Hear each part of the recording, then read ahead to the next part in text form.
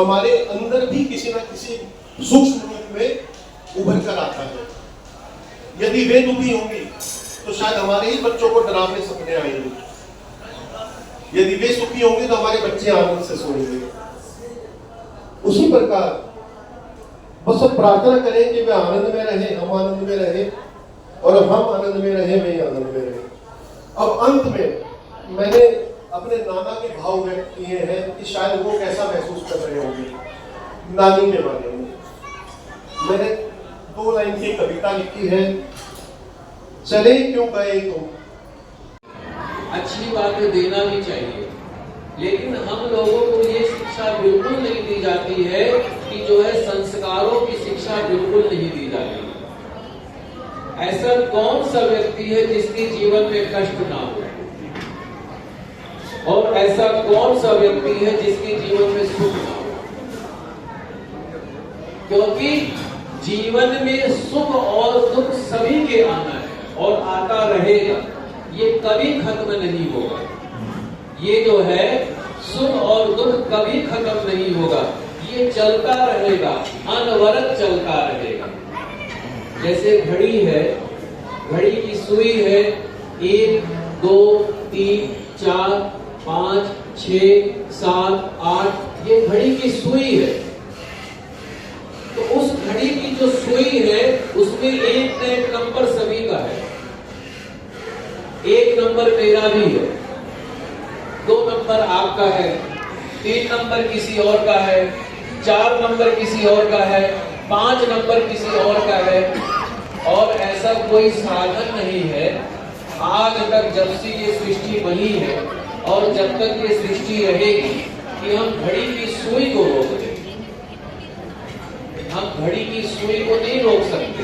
ये अलग बात है, आपने बैटरी निकाल के घड़ी की सुई रोक दी, पर जो असली घड़ी है वो तो चलती रहेगी। और एक अंकशास्त्र के द्वारा भी, अंकशास्त्र ज्योतिष के द्वारा भी, जन्म तारीख के द्वारा भी जीवन के सभी घटनाओं का पता चलता है। सर्व पापे प्रमुच्यते।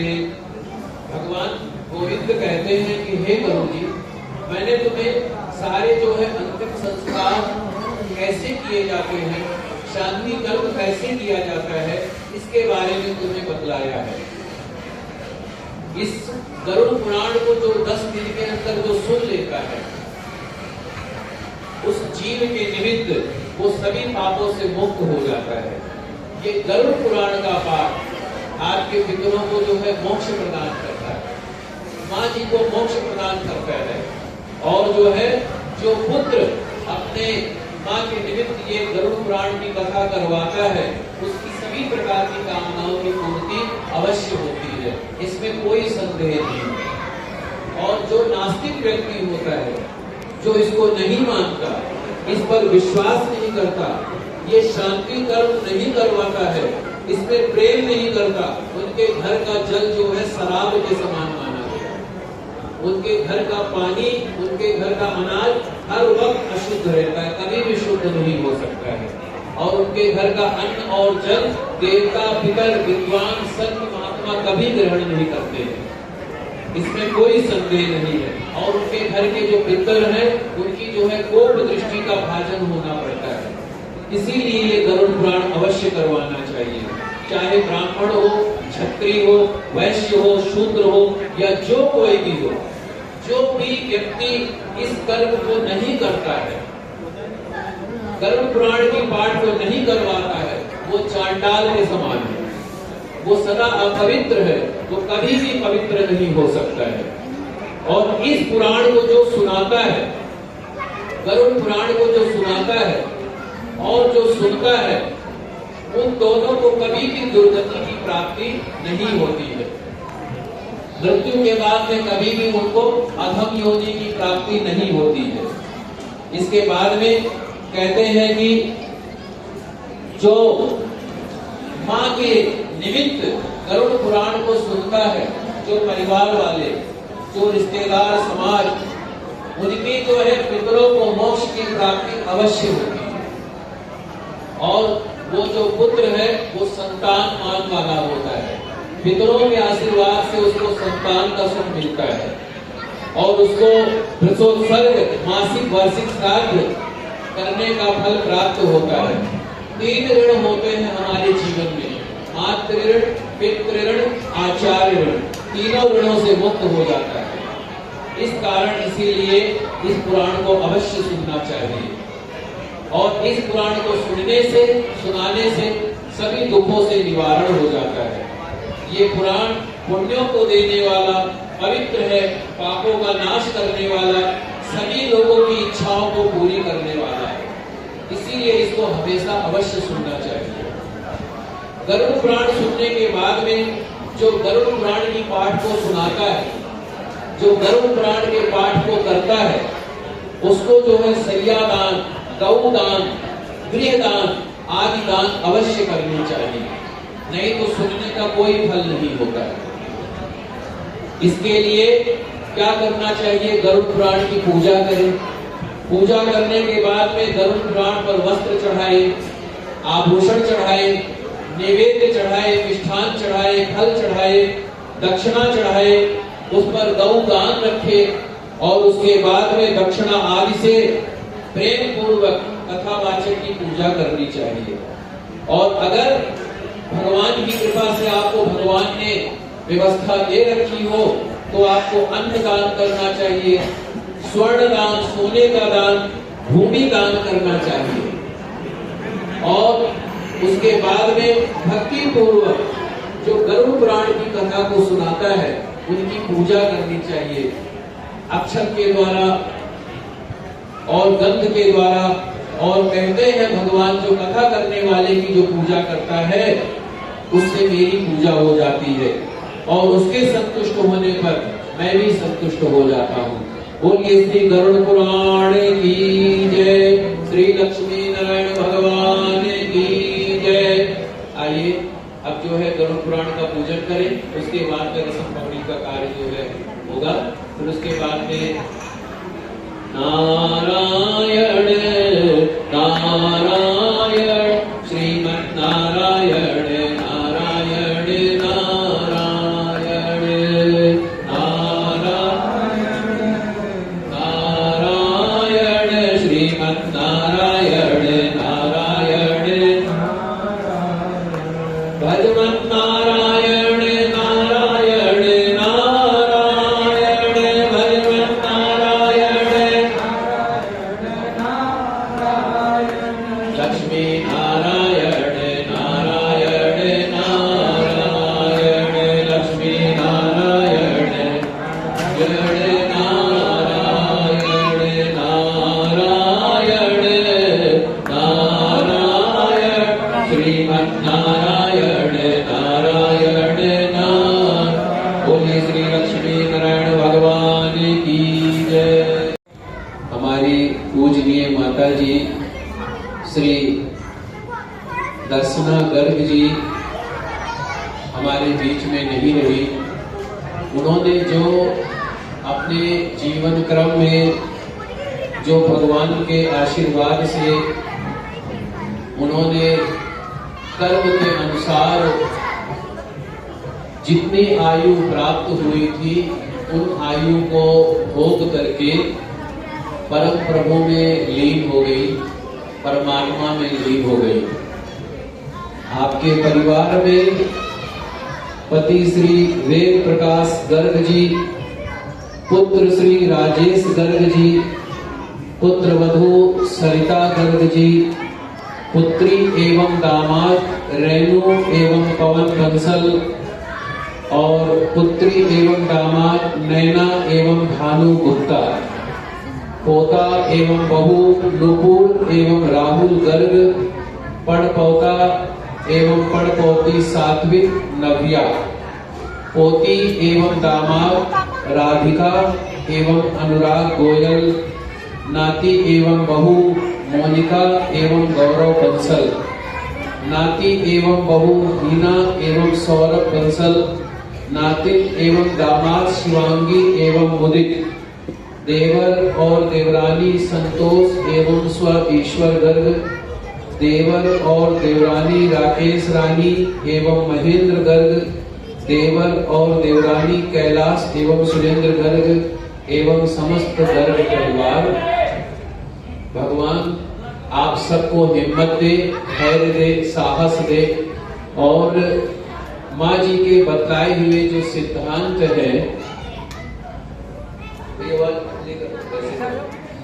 उनके जीवन का जो आदर्श है और उनके जीवन के जो धर्म है, उनके जीवन का जो परोपकार है, वो आप सभी को प्राप्त हो। सच्ची श्रद्धा और सच्चा भाव और सच्ची श्रद्धांजलि वही होती है जो व्यक्ति के परोपकार को, व्यक्ति के धर्म को, व्यक्ति के कर्म को हम धारण करते हैं।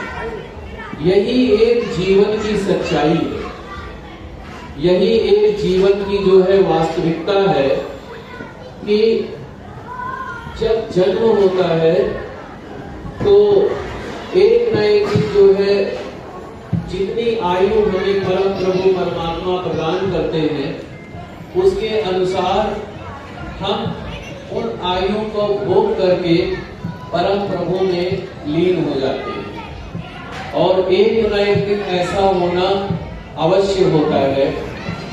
इसीलिए कहते हैं कि आदमी को अगर वास्तविकता में कुछ पाना है, वास्तविकता में अगर कुछ जो है जिंदगी का ध्येय है, तो भगवान हरि का भजन ही है। हरि के भजन के सिवा इस संसार में कुछ भी ऐसा नहीं है जिसके द्वारा हमारा कल्याण हो सकता हो। भगवान शंकर जी कहते हैं माता पार्वती से, उमा कहूं मैं अनुभव अपना, सत हरि भजन जगत सब सपना। कि ये जो सारा संसार है ये स्वप्न के समान है। सत्यता क्या है? भगवान हरि का भजन, भगवान हरि का कीर्तन ही सत्य है। इसके अलावा सत्य कुछ भी नहीं है।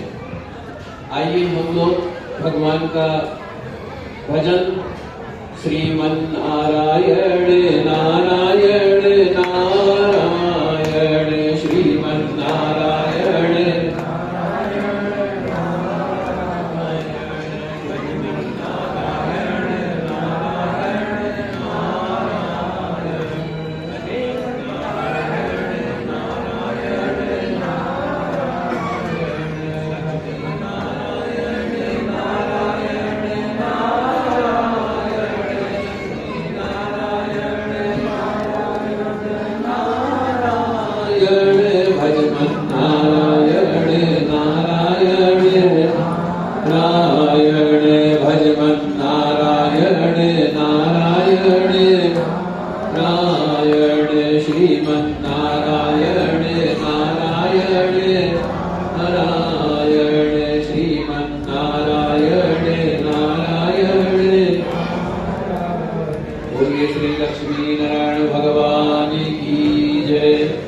सत्यनारायण भगवान की जय।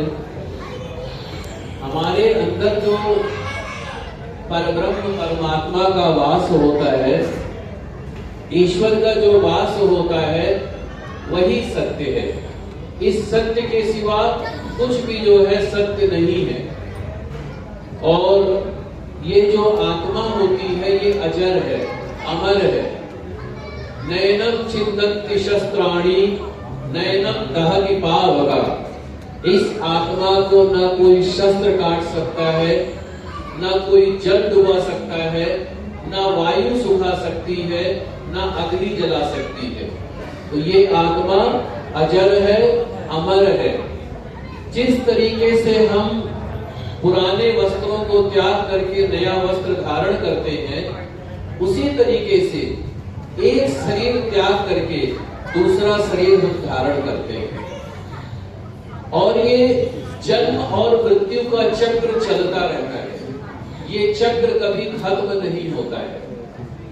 ये चक्र जब खत्म होता है जब हम अपने आप को भगवान को समर्पण कर देते हैं। ये चक्र जब खत्म होता है जब हम अपने आप को गोविंद को अर्पण कर देते हैं। और अंतिमति सा गति, अंत समय में जैसी बुद्धि होती है उसी के अनुसार परब्रह्म परमात्मा अगला जन्म अवश्य प्रदान करते हैं। और इच्छाओं के द्वारा व्यक्ति को जन्म लेना पड़ता है। और जो है हमारा और आप लोगों का संबंध जो है एक मुसाफिर की तरीके से होता है।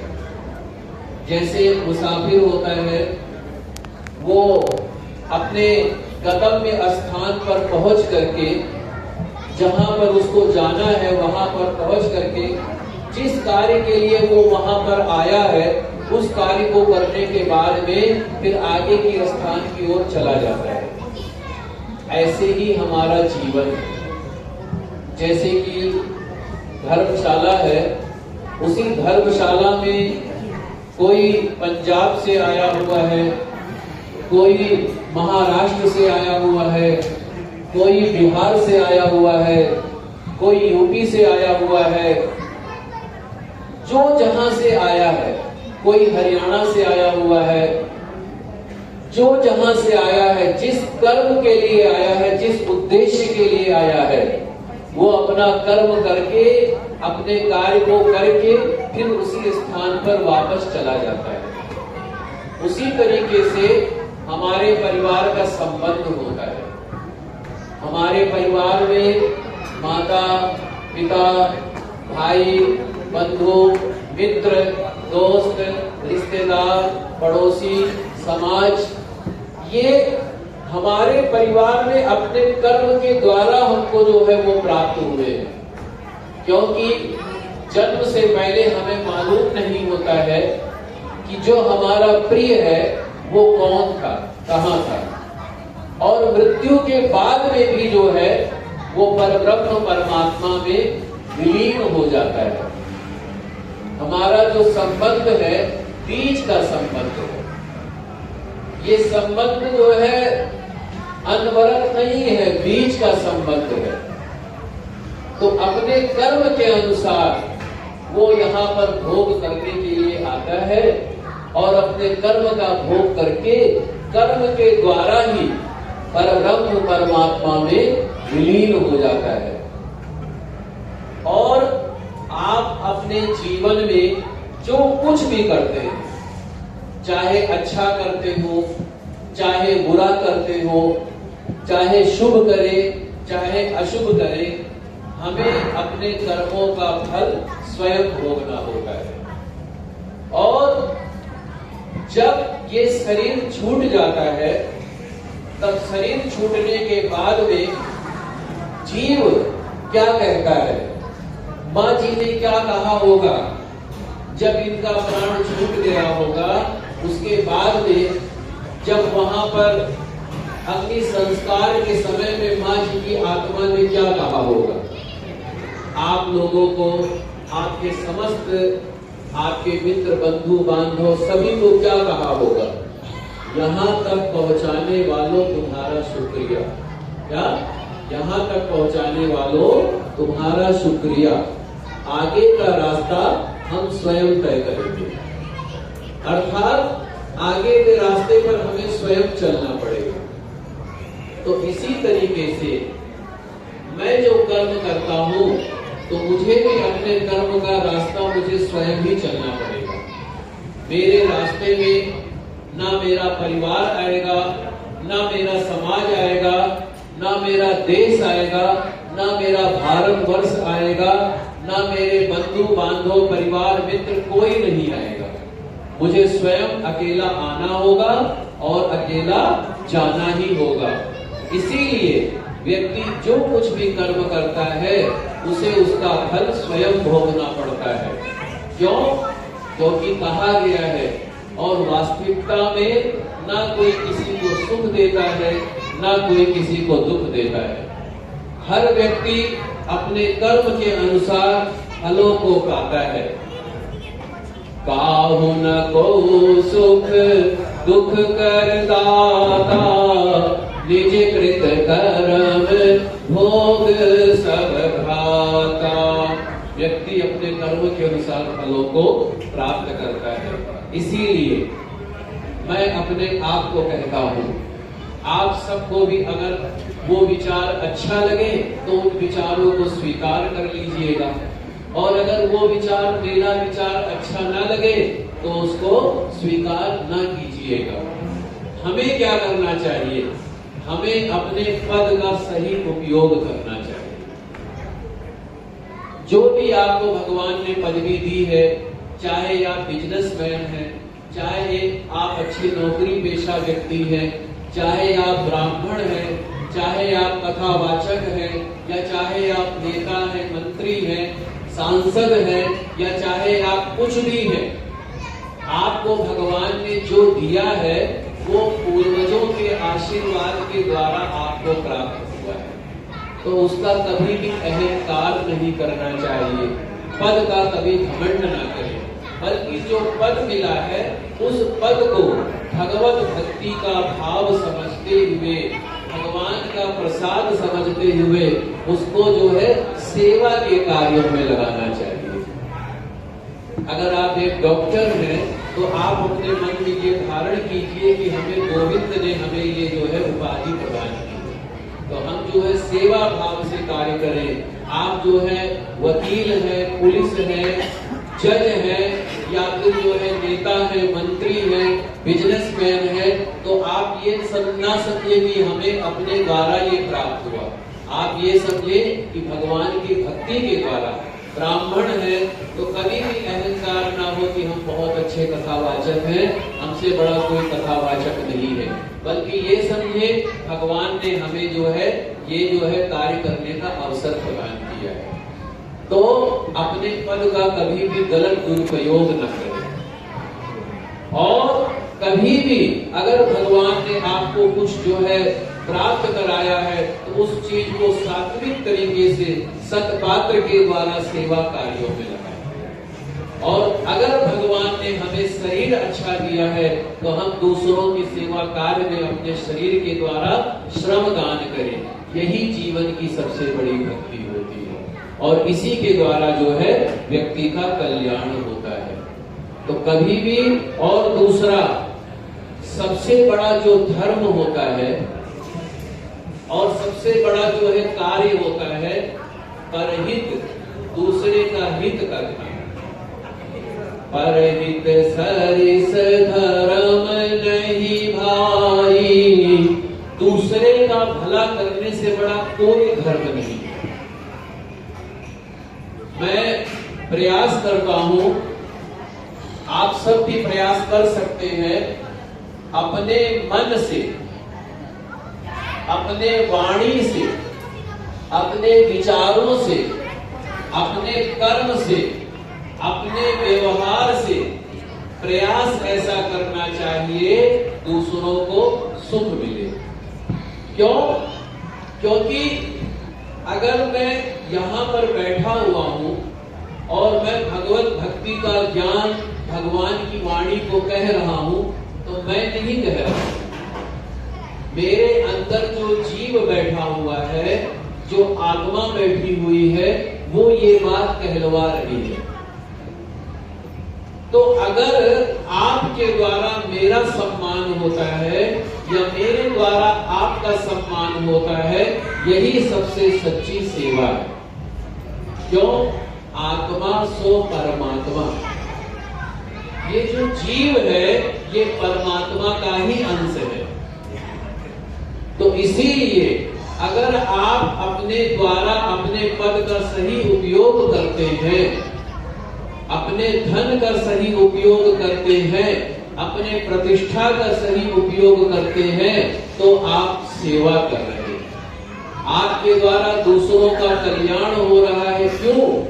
क्योंकि जब तक हम हैं तभी तक हम सुखों को प्राप्त कर सकते हैं। मृत्यु के बाद भी ये आवश्यक नहीं है कि हमें सुख की प्राप्ति हो रही है या फिर दुख की प्राप्ति हो रही है। इसकी जानकारी हम नहीं कह सकते। पुराणों में लिखा है, शास्त्रों में लिखा है लेकिन वास्तविकता में हमने देखा तो नहीं है, तो हम इस पर कैसे विचार कर सकते हैं। लेकिन पुराणों की बातों को मानते हुए हम समझ सकते हैं। लेकिन मेरा मानना क्या है कि आपके द्वारा अगर दूसरों की सेवा होती है, यही सबसे बड़े मानव धर्म की सेवा है। तो इसीलिए दूसरे का भला करना चाहिए। और ये जो हमारा शरीर है, पंच तत्वों के द्वारा बना हुआ शरीर है हमारा। छित जल पावक गगन समीरा, पंच रचित ये अधम शरीरा। पंच तत्वों के द्वारा हमारे शरीर का निर्माण होता है। और जब ये प्राण निकल जाता है, तो ये जो पंच तत्व है, वायु तत्व, जल तत्व, अग्नि तत्व, तेज तत्व, आकाश तत्व, ये उन्हीं तत्वों में विलीन हो जाता है। और दूसरा, जब जो है ऐसा कभी कोई समय आए कि जब हम जो है कोई रास्ता ना दिखाई पड़े, हमें ये ना समझ आए कि हमें क्या करना चाहिए, क्या नहीं करना चाहिए, तब उस समय हमें ये सोचना चाहिए क्या, जब तुझसे न सुलझे तेरे उलझे हुए धंधे, जब तुझसे न सुलझे तेरे उलझे हुए धंधे, सब उस पे तू छोड़ दे मालिक के ओ बंदे। हर मुश्किल को वो तेरी आसान करेगा, जो तू नहीं कर पाया वो भगवान करेगा। तब ईश्वर हमारा कल्याण करता है। और दूसरा, जीवन में ये जो 7 दिन है, सोमवार, मंगलवार, बुधवार, बृहस्पतिवार, शुक्रवार, शनिवार, रविवार, ये 7 दिन में ही व्यक्ति का जन्म होता है और व्यक्ति मृत्यु को प्राप्त होता है। 7 ही दिन होता है व्यक्ति के पास में। इसीलिए हमें ऐसा समझना चाहिए, जो मिले उसी को जो है भगवान का प्रसाद समझना चाहिए, भगवान की कृपा भक्ति का आशीर्वाद समझना चाहिए। तेरा शांतिरोषधया शांति वनस्पतया शांतिर्विश्वे देवा शांतिः ब्रह्मा शांतिः सर्वगुण शांतिः शांतिरेव शांतिः सामा शांतिरेधि। हरि ओम। शांति शांति शांति ओम। 5 बार गायत्री महामंत्र का पाठ करें। सभी सावधान मुद्रा में बैठ जाएं। ओम भूर्भुवः स्वः तत्सवितुर्वरेण्यं भर्गो देवस्य धीमहि धियो यो नः प्रचोदयात्। ओम भूर्भुवः स्वः तत्सवितुर्वरेण्यं भर्गो देवस्य धीमहि धियो यो नः प्रचोदयात्। ओम भूर्भुवः स्वः तत्सवितुर्वरेण्यं भर्गो देवस्य धीमहि धियो यो नः प्रचोदयात्। ओम भूर्भुवः स्वः तत्सवितुर्वरेण्यं भर्गो देवस्य धीमहि धियो यो नः प्रचोदयात्। ओम भूर्भुवः स्वः तत्सवितुर्वरेण्यं भर्गो देवस्य धियो यो नः प्रचोदयात्। ओम नारायण भगवान की जय। वो वस्त्र आया ऊपर जीवन में साहस नहीं होता है, वो टूट जाता है। ये जब दुखद परिस्थिति होती है, तो इस समय में इतना बड़ा आयोजन करने की आवश्यकता क्या है? को मैंने फल पर पकड़ी दे रहा एक तो व्यक्ति पहले से टूटा हुआ है, अपनों के जाने से पहले से जो है दर्द से परेशान है, और ऊपर से इतना आडंबर, तो वो इसलिए होता है क्योंकि जब व्यक्ति के जीवन में कष्ट आता है तब अगर उसको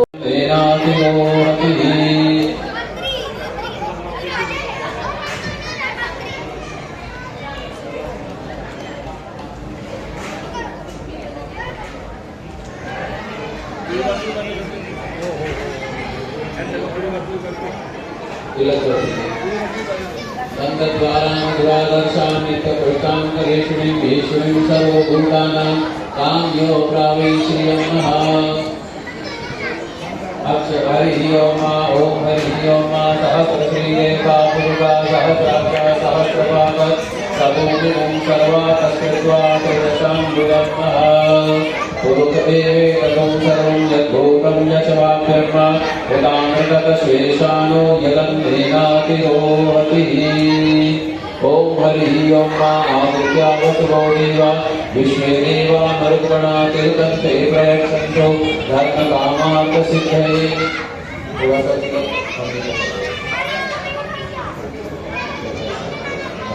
श्रीखण्डं चन्दनं नित्यं गन्धाढ्य सुमनोहरं विलेपनं सुश्रेष्ठं चन्दनं प्रतिगृह्णामि।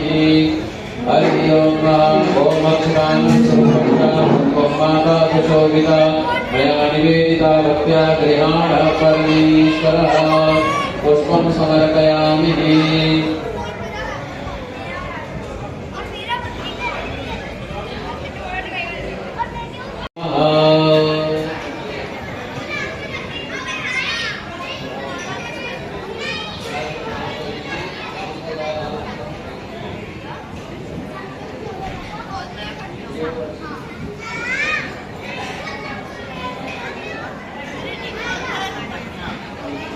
आप सब लोग जिन्होंने भोजन का प्रसाद ले लिया हो, आप सब लोग कृपया यहाँ पर आसन ग्रहण करें, यहाँ पर बैठे, और उसके बाद में पुष्पांजलि अर्पित करना चाहे कर सकते हैं, ये जैसे आपको हो।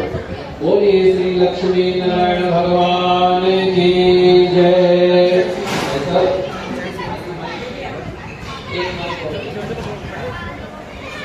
श्रीमन मेरे साथ आप सब लोग भजन करें। श्रीमन नारायण नारायण नारायण।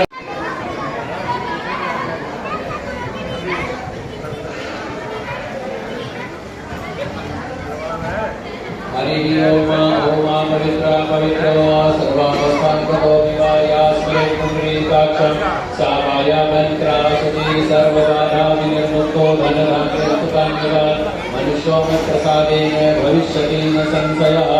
ओम केशवाय नमः माधवाय नमः नारायणाय नमः ओम गोविंदाय नमो नमः। हरि ओम। कहा गया है, और वास्तविकता में ना कोई किसी को सुख देता है, ना कोई किसी को दुख देता है। हर व्यक्ति अपने कर्म के अनुसार फलों को पाता है। काहु न को सुख दुख कर दाता, निज कृत कर्म भोग सब भ्राता। व्यक्ति अपने कर्म के अनुसार फलों को प्राप्त करता है।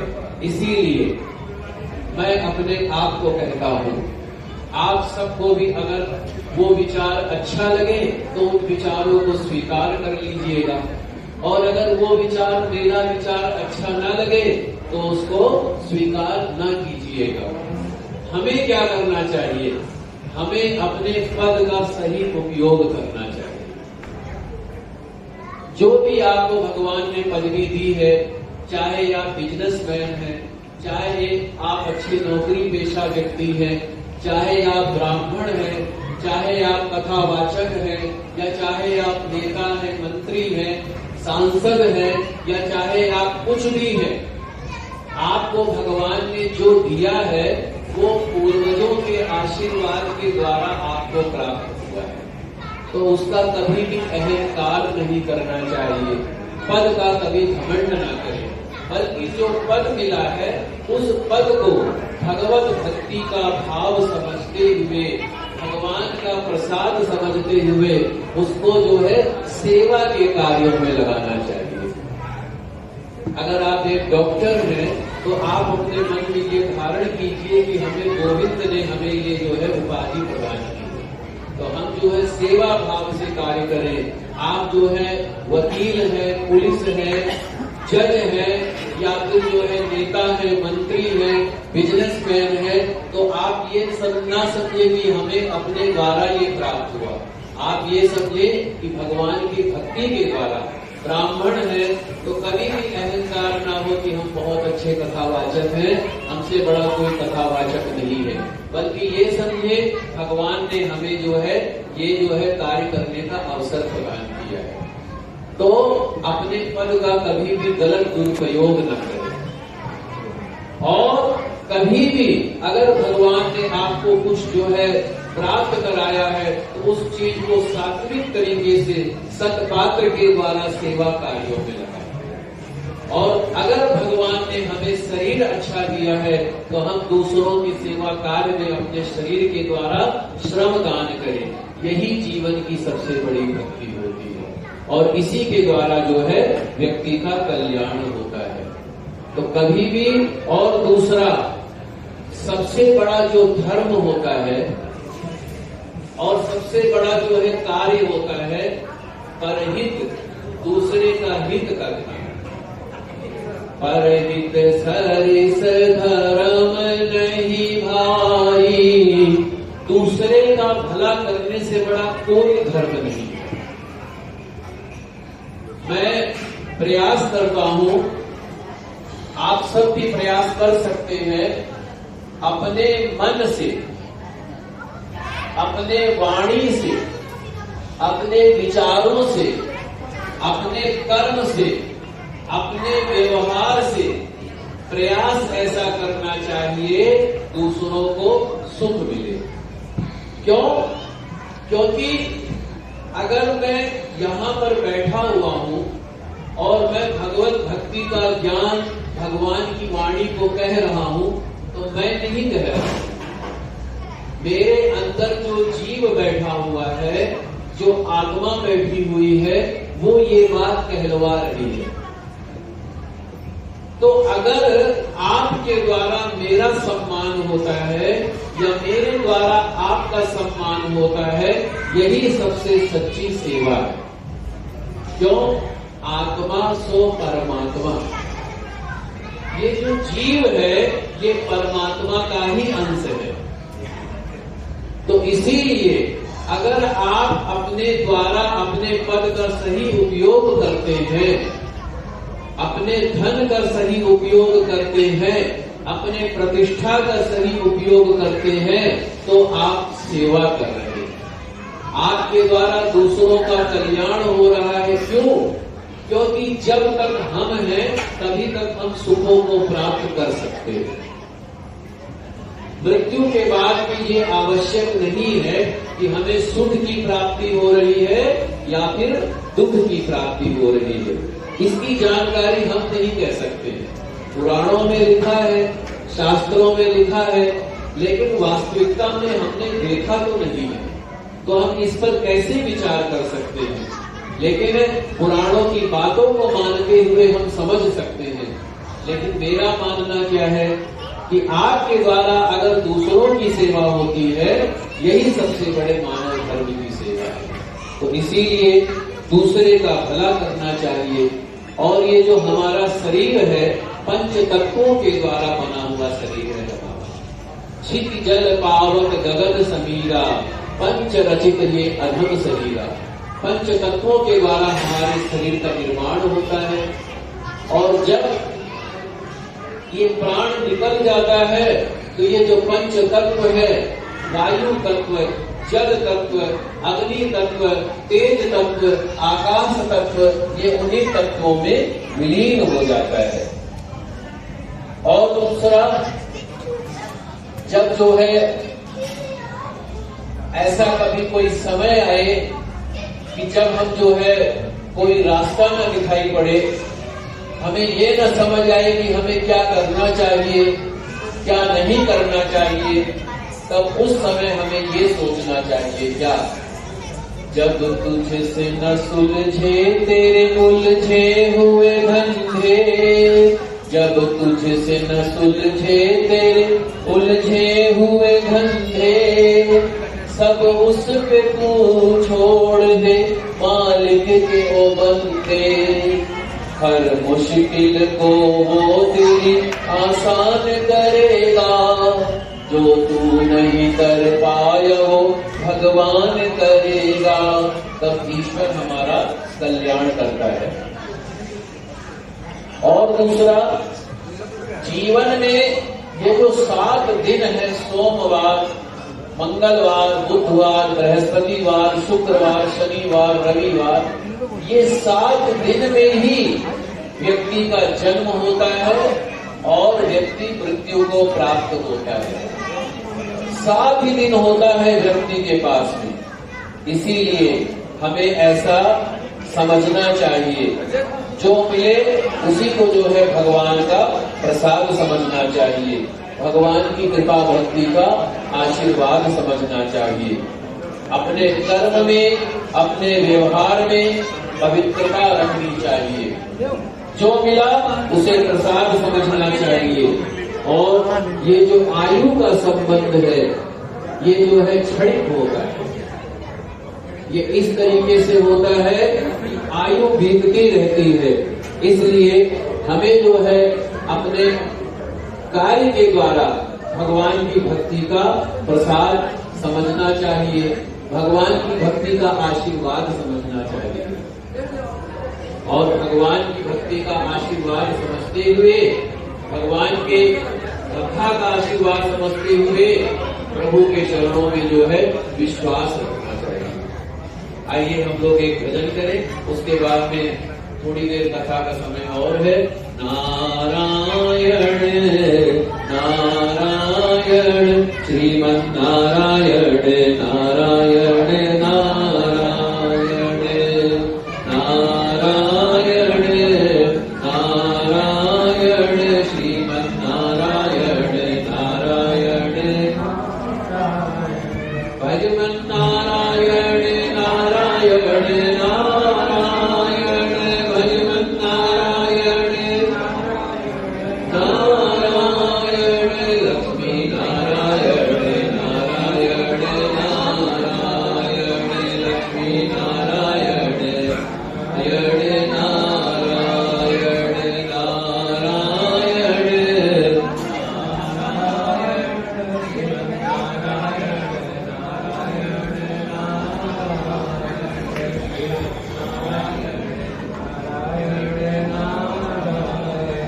भजमन नारायण नारायण नारायण भजमन नारायण लक्ष्मी नारायण नारायण नारायण लक्ष्मी नारायण नारायण नारायण नारायण नारायण श्रीमन नारायण श्रीमन नारायण नारायण। और इस तरीके से हमें जो है भगवान की भगवत भजन का ध्यान करना चाहिए। जैसे एक भक्त भगवान का जो सच्चा भक्त है, वो भगवान से क्या कहता है, सीताराम सीताराम सीताराम कहिए, सीताराम सीताराम सीताराम कहिए, जाहि विधि राखे राम ताहि विधि रहिए, जाहि विधि राखे राम ताहि विधि रहिए, सीताराम सीताराम सीताराम कहिए, जाहि विधि राखे राम ताहि विधि रहिए,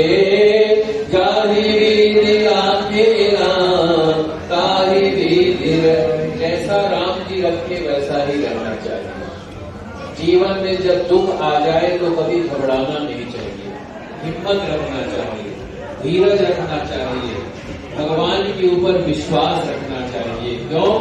क्योंकि धीरज धर्म मित्र अरुणारी आपद काल परखियन चारी। सबसे पहले हमारा धैर्य ही जवाब दे जाता है जब कोई कष्ट आता है, जब कोई परेशानी आती है। और जब अपनों का विक्षोभ होता है तो वो कष्ट बहुत ही ज्यादा कष्ट होता है। लेकिन भगवान क्या कहते हैं, वो जीव क्या कहता है कि मैं तुझसे अलग नहीं हुआ, मैं तेरे साथ हूं। मैं अपने जीवन के आदर्शों के द्वारा तेरे साथ में हूं, अपने जीवन के सिद्धांतों के द्वारा तेरे साथ में हूं, अपने जीवन के परोपकार के द्वारा तेरे साथ में हूं, अपने जीवन के भगवत भक्ति के द्वारा तेरे साथ में हूं।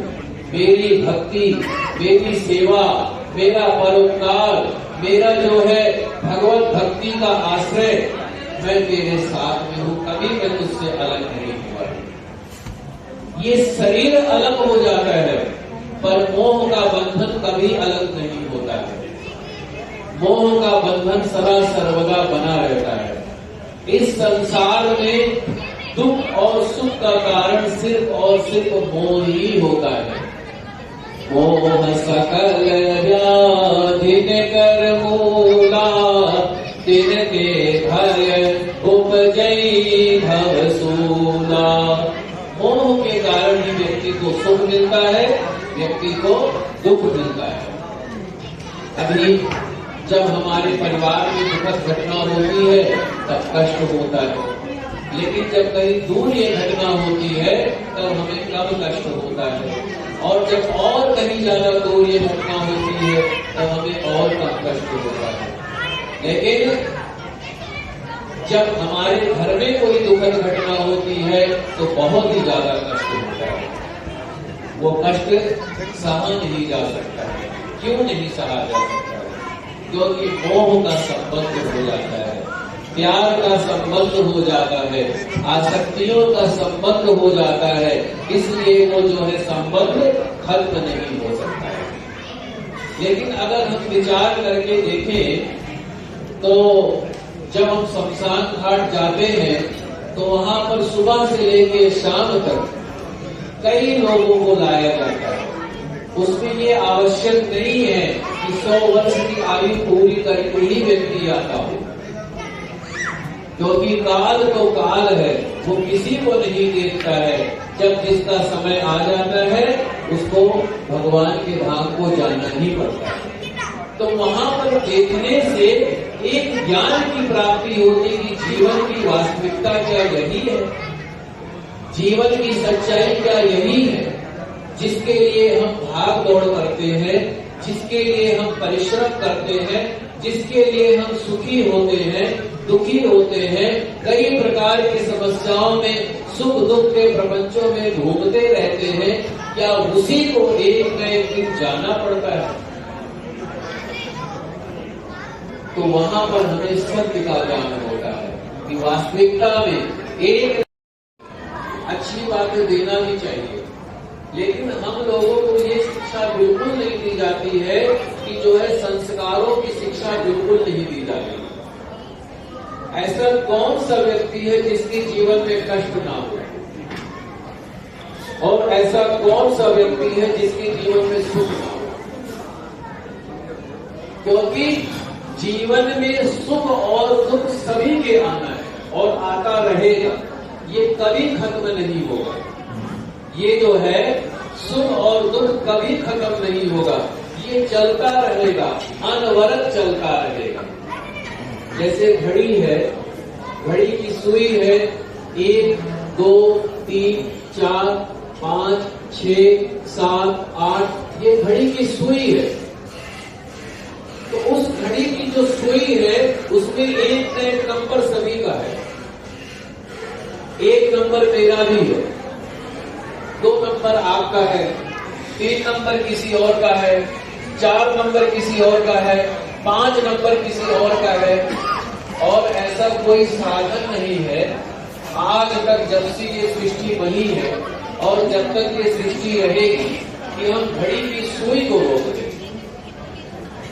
हम घड़ी की सुई को नहीं रोक सकते।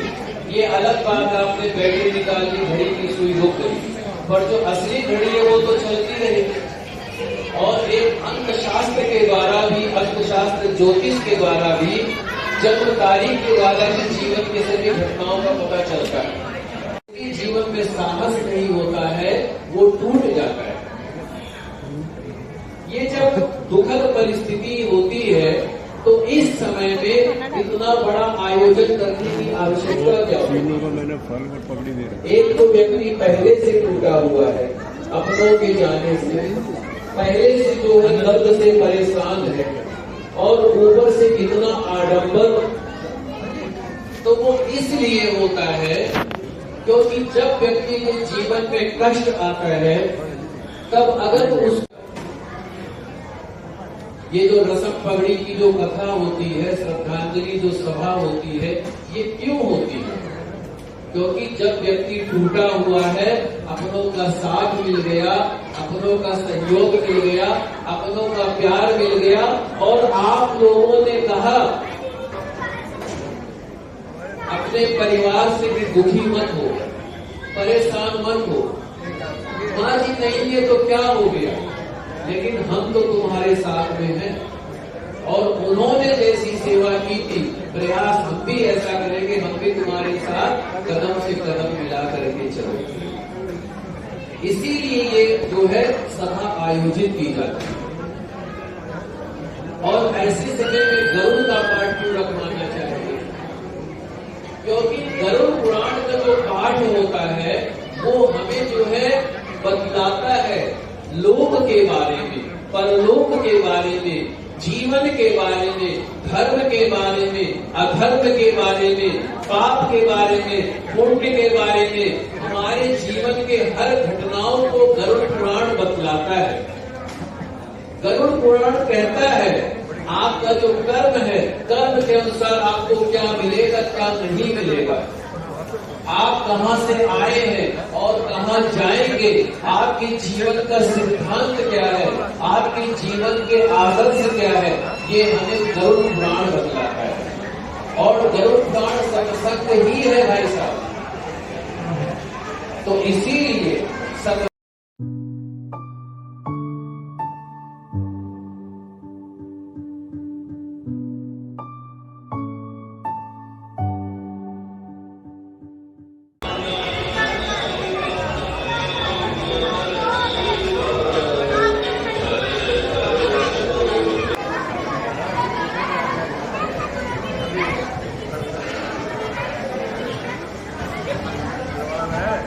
हरि ओम ओम पवित्र पवित्र सर्वावस्थांगतो विवायास्मे पुंडरीकाक्षं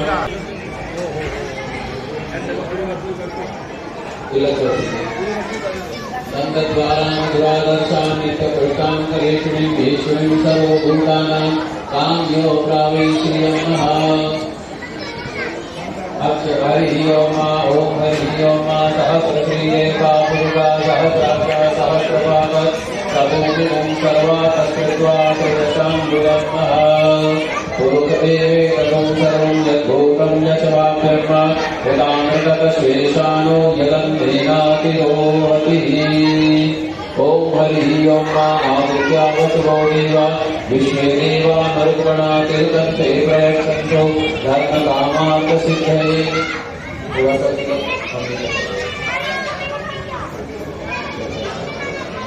श्रीखण्डं चन्दनं दिव्यं दत्ताढ्यसुमनोहरं विलेपनं सुश्रेष्ठं चन्दनं प्रतिगृह्णामि। हरि ओम ओम अक्षरां सुरक्षां ओम माता सुशोभिता मया निवेदिता भक्त्या गृहाण परमेश्वरः। पुष्पं समर्पयामि।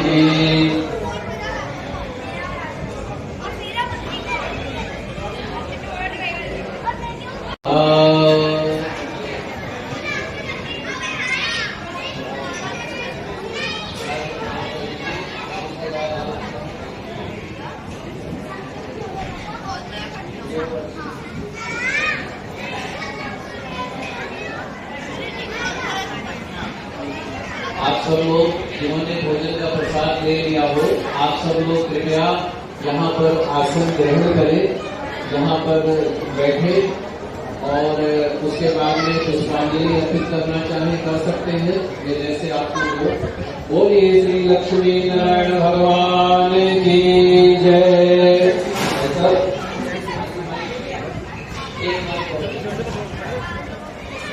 श्रीमन मेरे साथ आप सब लोग भजन करें। श्रीमन नारायण नारायण नारायण भगवन नारायण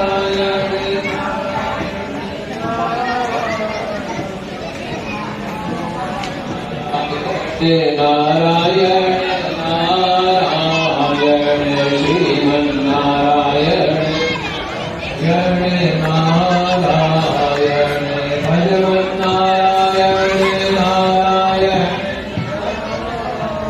हेलो हेलो नारायण भगवन नारायण।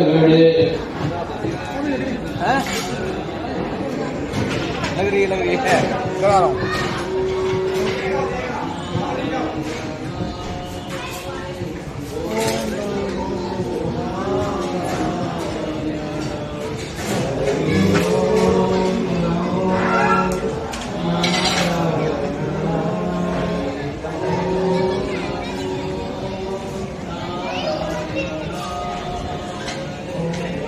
नमो श्रीमन नारायण नारायण हरि हरि भजमन नारायण नारायण हरि हरि श्रीमन नारायण नारायण। हमारी पूजनीय माता जी श्री दर्शना गर्ग जी हमारे बीच में नहीं रही। उन्होंने जो अपने जीवन क्रम में जो भगवान के आशीर्वाद से उन्होंने कर्म के अनुसार जितनी आयु प्राप्त हुई थी उन आयु को भोग करके परम प्रभु में लीन हो गई, परमात्मा में लीन हो गई। आपके परिवार में पति श्री वेद प्रकाश गर्ग जी, पुत्र श्री राजेश गर्ग जी, पुत्र वधू सरिता गर्ग जी, पुत्री एवं दामाद रेणु एवं पवन बंसल और पुत्री एवं दामाद नैना एवं भानु गुप्ता, पोता एवं बहू नुपुर एवं राहुल गर्ग, पड़पोता एवं पड़पोती सात्विक नव्या, पोती एवं दामाद राधिका एवं अनुराग गोयल, नाती एवं बहू मोनिका एवं गौरव बंसल, नाती एवं बहू हीना एवं सौरभ बंसल, नातिन एवं दामाद शिवांगी एवं मुदित, देवर और देवरानी संतोष एवं स्व ईश्वर गर्ग, देवर और देवरानी राकेश रानी एवं महेंद्र गर्ग, देवर और देवरानी कैलाश एवं सुरेंद्र गर्ग एवं समस्त गर्ग परिवार। भगवान आप सबको हिम्मत दे, धैर्य दे, साहस दे और माँ जी के बताए हुए जो सिद्धांत है उनके जीवन का जो आदर्श है और उनके जीवन के जो धर्म है, उनके जीवन का जो परोपकार है वो आप सभी को प्राप्त हो। सच्ची श्रद्धा और सच्चा भाव और सच्ची श्रद्धांजलि वही होती है जो व्यक्ति के परोपकार को, व्यक्ति के धर्म को, व्यक्ति के कर्म को हम धारण करते हैं। यही एक जीवन की सच्चाई है, यही एक जीवन की जो है वास्तविकता है कि जब जन्म होता है तो एक न एक जो है जितनी आयु हमें परम प्रभु परमात्मा प्रदान करते हैं उसके अनुसार हम उन आयु को भोग करके परम प्रभु में लीन हो जाते हैं। और एक न एक दिन ऐसा होना अवश्य होता है। इसीलिए कहते हैं कि आदमी को अगर वास्तविकता में कुछ पाना है, वास्तविकता में अगर कुछ जो है जिंदगी का ध्येय है, तो भगवान हरि का भजन ही है। हरि के भजन के सिवा इस संसार में कुछ भी ऐसा नहीं है जिसके द्वारा हमारा कल्याण हो सकता हो। भगवान शंकर जी कहते हैं माता पार्वती से, उमा कहूं मैं अनुभव अपना, सत हरि भजन जगत सब सपना। कि ये जो सारा संसार है ये स्वप्न के समान है।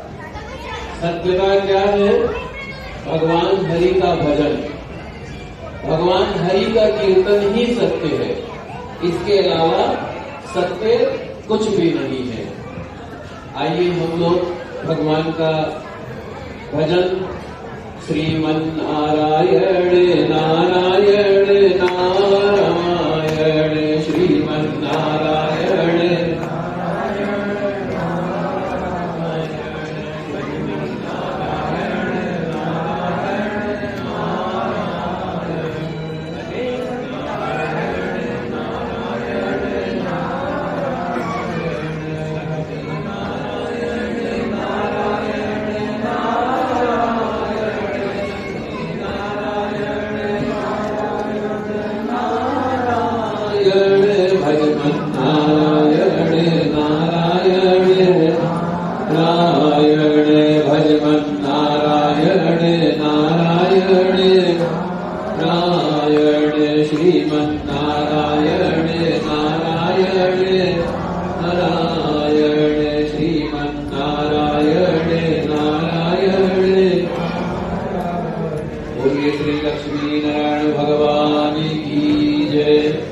सत्यनारायण भगवान की जय। हमारे अंदर जो परब्रह्म परमात्मा का वास होता है, ईश्वर का जो वास होता है, वही सत्य है। इस सत्य के सिवा कुछ भी जो है सत्य नहीं है। और ये जो आत्मा होती है ये अजर है, अमर है। नैनम छिन्दन्ति शस्त्राणि नैनम दहति पावका। इस आत्मा को न कोई शस्त्र काट सकता है, न कोई जल डुबा सकता है, न वायु सुखा सकती है, न अग्नि जला सकती है। तो ये आत्मा अजर है, अमर है। जिस तरीके से हम पुराने वस्त्रों को त्याग करके नया वस्त्र धारण करते हैं, उसी तरीके से एक शरीर त्याग करके दूसरा शरीर हम धारण करते हैं। और ये जन्म और मृत्यु का चक्र चलता रहता है। ये चक्र कभी खत्म नहीं होता है। ये चक्र जब खत्म होता है जब हम अपने आप को भगवान को समर्पण कर देते हैं। ये चक्र जब खत्म होता है जब हम अपने आप को गोविंद को अर्पण कर देते हैं। और अंतिमति सा गति, अंत समय में जैसी बुद्धि होती है उसी के अनुसार परब्रह्म परमात्मा अगला जन्म अवश्य प्रदान करते हैं। और इच्छाओं के द्वारा व्यक्ति को जन्म लेना पड़ता है। और जो है हमारा और आप लोगों का संबंध जो है एक मुसाफिर की तरीके से होता है। जैसे मुसाफिर होता है, वो अपने गंतव्य स्थान पर पहुंच करके जहां पर उसको जाना है वहां पर पहुंच करके जिस कार्य के लिए वो वहां पर आया है उस कार्य को करने के बाद में फिर आगे की स्थान की ओर चला जाता है। ऐसे ही हमारा जीवन है। जैसे कि धर्मशाला है, उसी धर्मशाला में कोई पंजाब से आया हुआ है, कोई महाराष्ट्र से आया हुआ है, कोई बिहार से आया हुआ है, कोई यूपी से आया हुआ है। जो जहां से आया है, कोई हरियाणा से आया हुआ है, जो जहां से आया है, जिस कर्म के लिए आया है, जिस उद्देश्य के लिए आया है, वो अपना कर्म करके, अपने कार्य को करके फिर उसी स्थान पर वापस चला जाता है। उसी तरीके से हमारे परिवार का संबंध होता है। हमारे परिवार में माता, पिता, भाई, बंधु, मित्र, दोस्त, रिश्तेदार, पड़ोसी, समाज, ये हमारे परिवार में अपने कर्म के द्वारा हमको जो है वो प्राप्त हुए हैं। क्योंकि जन्म से पहले हमें मालूम नहीं होता है कि जो हमारा प्रिय है वो कौन था, कहाँ था, और मृत्यु के बाद में भी जो है वो परब्रह्म परमात्मा में विलीन हो जाता है। हमारा जो संबंध है बीज का संबंध है। ये संबंध जो है अनवरत नहीं है, बीज का संबंध है। तो अपने कर्म के अनुसार वो यहाँ पर भोग करने के लिए आता है और अपने कर्म का भोग करके कर्म के द्वारा ही परब्रह्म परमात्मा में विलीन हो जाता है। और आप अपने जीवन में जो कुछ भी करते हैं, चाहे अच्छा करते हो, चाहे बुरा करते हो, चाहे शुभ करे, चाहे अशुभ करे, हमें अपने कर्मों का फल स्वयं भोगना होता है। और जब ये शरीर छूट जाता है, तब शरीर छूटने के बाद में जीव क्या कहता है, माँ जी ने क्या कहा होगा जब इनका प्राण छूट गया होगा, उसके बाद में जब वहां पर अग्नि संस्कार के समय में माँ जी की आत्मा ने क्या कहा होगा, आप लोगों को, आपके समस्त आपके मित्र बंधु बांधव सभी को क्या कहा होगा, यहाँ तक पहुंचाने वालों तुम्हारा शुक्रिया। क्या? यहाँ तक पहुंचाने वालों तुम्हारा शुक्रिया, आगे का रास्ता हम स्वयं तय करेंगे। अर्थात आगे के रास्ते पर हमें स्वयं चलना पड़ेगा। तो इसी तरीके से मैं जो कर्म करता हूं, तो मुझे भी अपने कर्म का रास्ता मुझे स्वयं ही चलना पड़ेगा। मेरे रास्ते में ना मेरा परिवार आएगा, ना मेरा समाज आएगा, ना मेरा देश आएगा, ना मेरा भारतवर्ष आएगा, ना मेरे बंधु बांधव परिवार मित्र कोई नहीं आएगा। मुझे स्वयं अकेला आना होगा और अकेला जाना ही होगा। इसीलिए व्यक्ति जो कुछ भी कर्म करता है उसे उसका फल स्वयं भोगना पड़ता है। क्यों? क्योंकि कहा गया है, और वास्तविकता में ना कोई किसी को सुख देता है, ना कोई किसी को दुख देता है। हर व्यक्ति अपने कर्म के अनुसार फलों को पाता है। काहु न को सुख दुख कर दाता, निज कृत कर्म भोग सब भ्राता। व्यक्ति अपने कर्म के अनुसार फलों को प्राप्त करता है।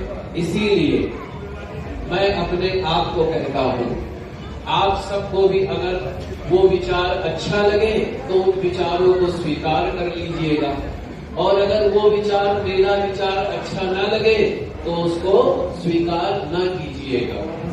हमें क्या करना चाहिए? हमें अपने पद का सही उपयोग करना चाहिए। जो भी आपको भगवान ने पदवी दी है, चाहे आप बिजनेसमैन हैं, चाहे आप अच्छी नौकरी पेशा व्यक्ति हैं, चाहे आप ब्राह्मण हैं, चाहे आप कथावाचक हैं, या चाहे आप नेता हैं, मंत्री हैं, सांसद हैं, या चाहे आप कुछ भी हैं, आपको भगवान ने जो दिया है वो पूर्वजों के आशीर्वाद के द्वारा आपको प्राप्त हुआ है। तो उसका कभी भी अहंकार नहीं करना चाहिए, पद का कभी घमंड ना करें, बल्कि जो पद मिला है उस पद को भगवत भक्ति का भाव समझते हुए, भगवान का प्रसाद समझते हुए उसको जो है सेवा के कार्यों में लगाना चाहिए। अगर आप एक डॉक्टर हैं तो आप अपने मन में ये धारण कीजिए कि हमें गोविंद ने हमें ये जो है उपाधि प्रदान की है, तो हम जो है सेवा भाव से कार्य करें। आप जो है वकील है, पुलिस है, जज है, या फिर जो है नेता है, मंत्री है, बिजनेसमैन है, तो आप ये सब ना समझे कि हमें अपने द्वारा ये प्राप्त हुआ। आप ये समझे कि भगवान की भक्ति के द्वारा। ब्राह्मण है तो कभी भी अहंकार ना हो कि हम बहुत अच्छे कथावाचक हैं, हमसे बड़ा कोई कथावाचक नहीं है, बल्कि ये समझे भगवान ने हमें जो है ये जो है कार्य करने का अवसर प्रदान किया है। तो अपने पद का कभी भी गलत दुरुपयोग न करें, और कभी भी अगर भगवान ने आपको कुछ जो है प्राप्त कराया है तो उस चीज को सात्विक तरीके से सत्पात्र के द्वारा सेवा कार्यों में लगाएं। और अगर भगवान ने हमें शरीर अच्छा दिया है तो हम दूसरों की सेवा कार्य में अपने शरीर के द्वारा श्रम दान करें। यही जीवन की सबसे बड़ी भक्ति होती है, और इसी के द्वारा जो है व्यक्ति का कल्याण होता है।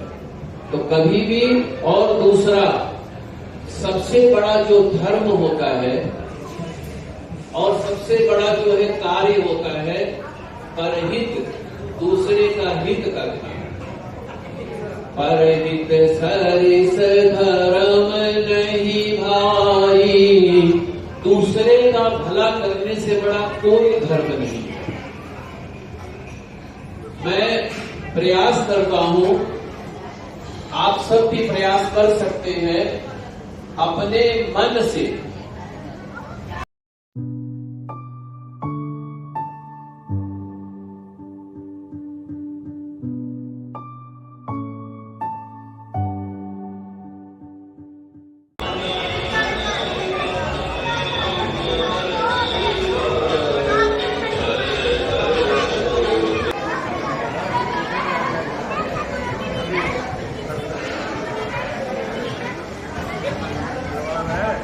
हरि ओम ओम पवित्र पवित्र सर्वावस्थांगतो विवायास्मरे पुंडरीकाक्षं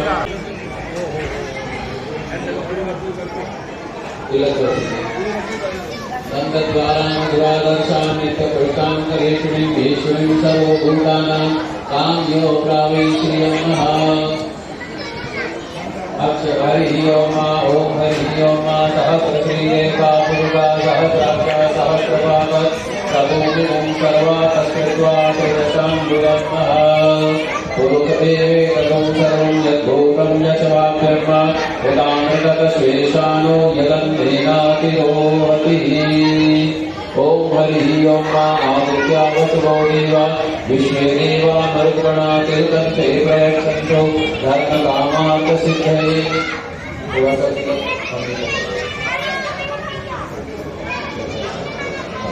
श्रीखण्डं चन्दनं नित्यं दत्ताढ्यसुमनोहरं विलेपनं सुश्रेष्ठं चन्दनं प्रतिगृह्णामि।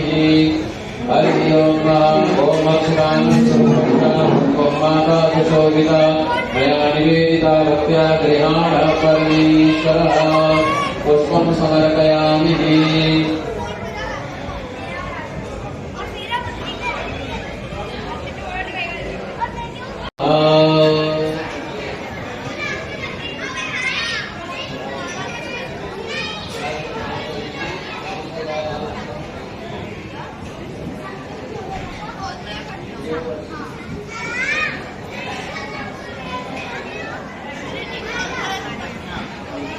आप सब लोग जिन्होंने भोजन का प्रसाद ले लिया हो, आप सब लोग कृपया यहाँ पर आसन ग्रहण करें, यहाँ पर बैठे, और उसके बाद में पुष्पांजलि अर्पित करना चाहे कर सकते हैं, ये जैसे आपको हो। बोलिए श्री लक्ष्मी नारायण भगवान की जय।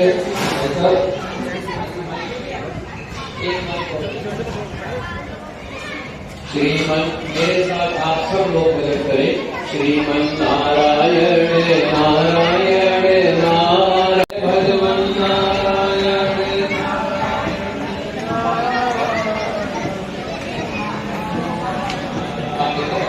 नारायण नारायण श्रीमन नारायण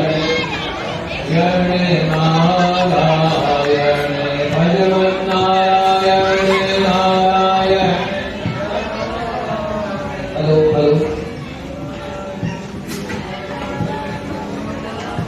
नारायण भगवन नारायण। लग रही है, करा रहा हूँ।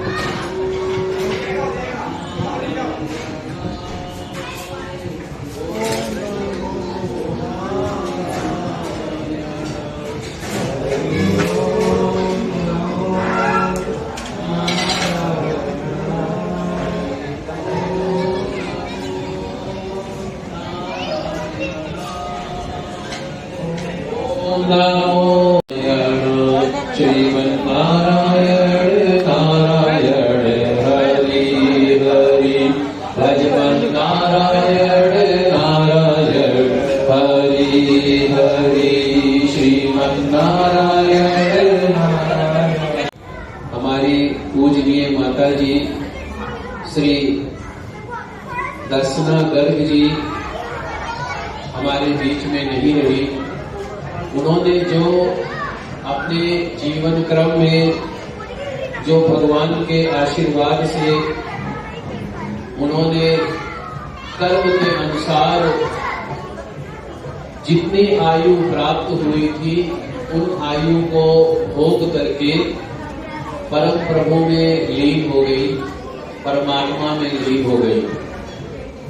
आपके परिवार में पति श्री वेद प्रकाश गर्ग जी, पुत्र श्री राजेश गर्ग जी, पुत्र वधू सरिता गर्ग जी, पुत्री एवं दामाद रेणु एवं पवन बंसल और पुत्री एवं दामाद नैना एवं भानु गुप्ता, पोता एवं बहू नुपुर एवं राहुल गर्ग, पड़पोता एवं पड़पोती सात्विक नव्या, पोती एवं दामाद राधिका एवं अनुराग गोयल, नाती एवं बहू मोनिका एवं गौरव बंसल, नाती एवं बहू हीना एवं सौरभ बंसल, नातिन एवं दामाद शिवांगी एवं मुदित, देवर और देवरानी संतोष एवं स्व ईश्वर गर्ग, देवर और देवरानी राकेश रानी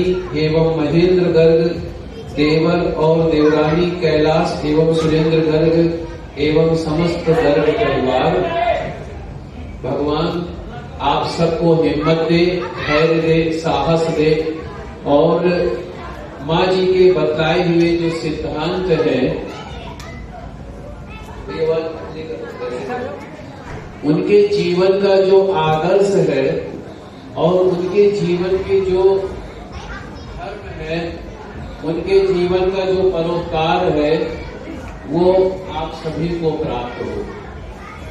सच्ची श्रद्धा और सच्चा भाव और सच्ची श्रद्धांजलि वही होती है जो व्यक्ति के परोपकार को, व्यक्ति के धर्म को, व्यक्ति के कर्म को हम धारण करते हैं।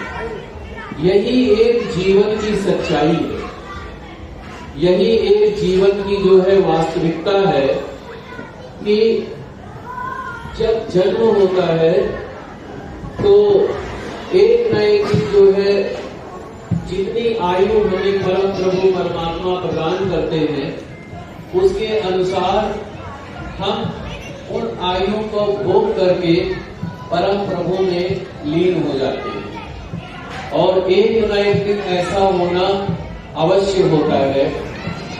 इसीलिए कहते हैं कि आदमी को अगर वास्तविकता में कुछ पाना है, वास्तविकता में अगर कुछ जो है जिंदगी का ध्येय है तो भगवान हरि का भजन ही है। हरि के भजन के सिवा इस संसार में कुछ भी ऐसा नहीं है जिसके द्वारा हमारा कल्याण हो सकता हो। भगवान शंकर जी कहते हैं माता पार्वती से, उमा कहूं मैं अनुभव अपना, सत हरि भजन जगत सब सपना।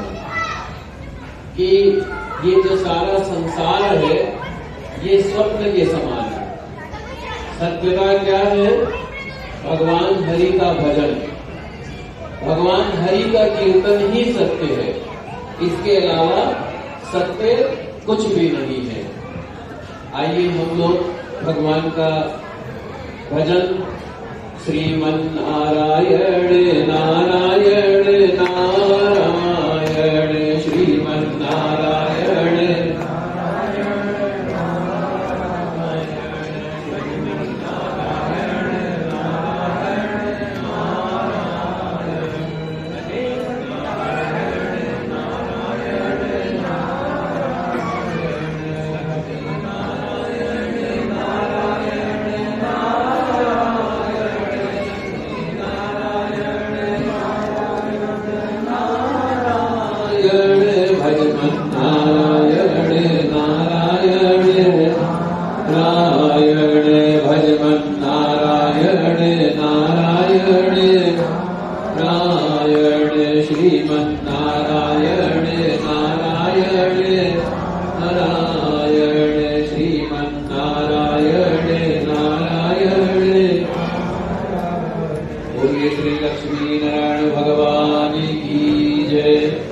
सत्यनारायण भगवान की जय। हमारे अंदर जो परब्रह्म परमात्मा का वास होता है, ईश्वर का जो वास होता है, वही सत्य है। इस सत्य के सिवा कुछ भी जो है सत्य नहीं है। और ये जो आत्मा होती है ये अजर है, अमर है। नयनम छिन्दन्ति शस्त्राणि नयनम दहति पावका। इस आत्मा को न कोई शस्त्र काट सकता है, न कोई जल डुबा सकता है, न वायु सुखा सकती है, न अग्नि जला सकती है। तो ये आत्मा अजर है, अमर है। जिस तरीके से हम पुराने वस्त्रों को त्याग करके नया वस्त्र धारण करते हैं, उसी तरीके से एक शरीर त्याग करके दूसरा शरीर हम धारण करते हैं। और ये जन्म और मृत्यु का चक्र चलता रहता है। ये चक्र कभी खत्म नहीं होता है। ये चक्र जब खत्म होता है जब हम अपने आप को भगवान को समर्पण कर देते हैं। ये चक्र जब खत्म होता है जब हम अपने आप को गोविंद को अर्पण कर देते हैं। और अंतिमति सा गति, अंत समय में जैसी बुद्धि होती है उसी के अनुसार परब्रह्म परमात्मा अगला जन्म अवश्य प्रदान करते हैं। और इच्छाओं के द्वारा व्यक्ति को जन्म लेना पड़ता है। और जो है हमारा और आप लोगों का संबंध जो है एक मुसाफिर की तरीके से होता है। जैसे एक मुसाफिर होता है, वो अपने गंतव्य स्थान पर पहुंच करके जहां पर उसको जाना है वहां पर पहुंच करके जिस कार्य के लिए वो वहां पर आया है उस कार्य को करने के बाद में फिर आगे की स्थान की ओर चला जाता है। ऐसे ही हमारा जीवन है। जैसे कि धर्मशाला है, उसी धर्मशाला में कोई पंजाब से आया हुआ है, कोई महाराष्ट्र से आया हुआ है, कोई बिहार से आया हुआ है, कोई यूपी से आया हुआ है। जो जहां से आया है, कोई हरियाणा से आया हुआ है, जो जहां से आया है, जिस कर्म के लिए आया है, जिस उद्देश्य के लिए आया है, वो अपना कर्म करके अपने कार्य को करके फिर उसी स्थान पर वापस चला जाता है। उसी तरीके से हमारे परिवार का संबंध होता है। हमारे परिवार में माता, पिता, भाई, बंधु, मित्र, दोस्त, रिश्तेदार, पड़ोसी, समाज, ये हमारे परिवार में अपने कर्म के द्वारा हमको जो है वो प्राप्त हुए हैं। क्योंकि जन्म से पहले हमें मालूम नहीं होता है कि जो हमारा प्रिय है वो कौन था, कहाँ था। और मृत्यु के बाद में भी जो है वो परब्रह्म परमात्मा में विलीन हो जाता है। हमारा जो संबंध है बीच का संबंध है। ये संबंध जो है अनवरत नहीं है, बीच का संबंध है। तो अपने कर्म के अनुसार वो यहाँ पर भोग करने के लिए आता है और अपने कर्म का भोग करके कर्म के द्वारा ही परब्रह्म परमात्मा में विलीन हो जाता है। और आप अपने जीवन में जो कुछ भी करते हैं, चाहे अच्छा करते हो, चाहे बुरा करते हो, चाहे शुभ करे चाहे अशुभ करे, हमें अपने कर्मों का फल स्वयं भोगना होता है। और जब ये शरीर छूट जाता है, तब शरीर छूटने के बाद में जीव क्या कहता है, माँ जी ने क्या कहा होगा जब इनका प्राण छूट गया होगा, उसके बाद में जब वहां पर अग्नि संस्कार के समय में माँ जी की आत्मा ने क्या कहा होगा।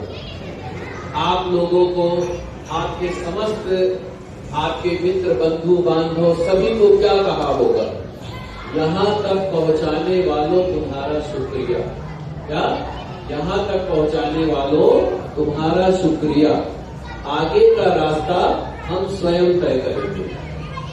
अर्थात आगे के रास्ते पर हमें स्वयं चलना पड़ेगा। तो इसी तरीके से मैं जो कर्म करता हूं, तो मुझे भी अपने कर्म का रास्ता मुझे स्वयं ही चलना पड़ेगा। मेरे रास्ते में ना मेरा परिवार आएगा, ना मेरा समाज आएगा, ना मेरा देश आएगा, ना मेरा भारतवर्ष आएगा, ना मेरे बंधु बांधव परिवार मित्र कोई नहीं आएगा। मुझे स्वयं अकेला आना होगा और अकेला जाना ही होगा। इसीलिए व्यक्ति जो कुछ भी कर्म करता है उसे उसका फल स्वयं भोगना पड़ता है। क्यों? क्योंकि कहा गया है, और वास्तविकता में ना कोई किसी को सुख देता है, ना कोई किसी को दुख देता है। हर व्यक्ति अपने कर्म के अनुसार फलों को पाता है। काहु न को सुख दुख कर दाता, निज कृत कर्म भोग सब भ्राता। व्यक्ति अपने कर्म के अनुसार फलों को प्राप्त करता है। इसीलिए मैं अपने आप को कहता हूँ, आप सबको भी अगर वो विचार अच्छा लगे तो उन विचारों को स्वीकार कर लीजिएगा, और अगर वो विचार, मेरा विचार अच्छा ना लगे तो उसको स्वीकार ना कीजिएगा। हमें क्या करना चाहिए? हमें अपने पद का सही उपयोग करना चाहिए। जो भी आपको भगवान ने पदवी दी है, चाहे आप बिजनेसमैन हैं, चाहे आप अच्छी नौकरी पेशा व्यक्ति हैं, चाहे आप ब्राह्मण हैं, चाहे आप कथावाचक हैं, या चाहे आप नेता हैं, मंत्री हैं, सांसद हैं, या चाहे आप कुछ भी हैं, आपको भगवान ने जो दिया है वो पूर्वजों के आशीर्वाद के द्वारा आपको प्राप्त हुआ है। तो उसका कभी भी अहंकार नहीं करना चाहिए, पद का कभी घमंड ना करें, बल्कि जो पद मिला है उस पद को भगवत भक्ति का भाव समझते हुए, भगवान का प्रसाद समझते हुए उसको जो है सेवा के कार्यों में लगाना चाहिए। अगर आप एक डॉक्टर हैं तो आप अपने मन में ये धारण कीजिए कि हमें गोविंद ने हमें ये जो है उपाधि प्रदान की, तो हम जो है सेवा भाव से कार्य करें। आप जो है वकील है, पुलिस है, जज है, या फिर जो है नेता है, मंत्री है, बिजनेसमैन है, तो आप ये ना समझे कि हमें अपने द्वारा ये प्राप्त हुआ। आप ये समझे कि भगवान की भक्ति के द्वारा। ब्राह्मण है तो कभी भी अहंकार ना हो कि हम बहुत अच्छे कथावाचक हैं, हमसे बड़ा कोई कथावाचक नहीं है, बल्कि ये समझे भगवान ने हमें जो है ये जो है कार्य करने का अवसर प्रदान किया है। तो अपने पद का कभी भी गलत दुरुपयोग न करें, और कभी भी अगर भगवान ने आपको कुछ जो है प्राप्त कराया है तो उस चीज को सात्विक तरीके से सत्पात्र के द्वारा सेवा कार्यों में लगाएं। और अगर भगवान ने हमें शरीर अच्छा दिया है तो हम दूसरों की सेवा कार्य में अपने शरीर के द्वारा श्रम दान करें। यही जीवन की सबसे बड़ी भक्ति होती है और इसी के द्वारा जो है व्यक्ति का कल्याण होता है। तो कभी भी, और दूसरा सबसे बड़ा जो धर्म होता है और सबसे बड़ा जो है कार्य होता है परहित, दूसरे का हित करना। परहित सरिस धर्म नहीं भाई, दूसरे का भला करने से बड़ा कोई धर्म नहीं है। मैं प्रयास करता हूं, आप सब भी प्रयास कर सकते हैं।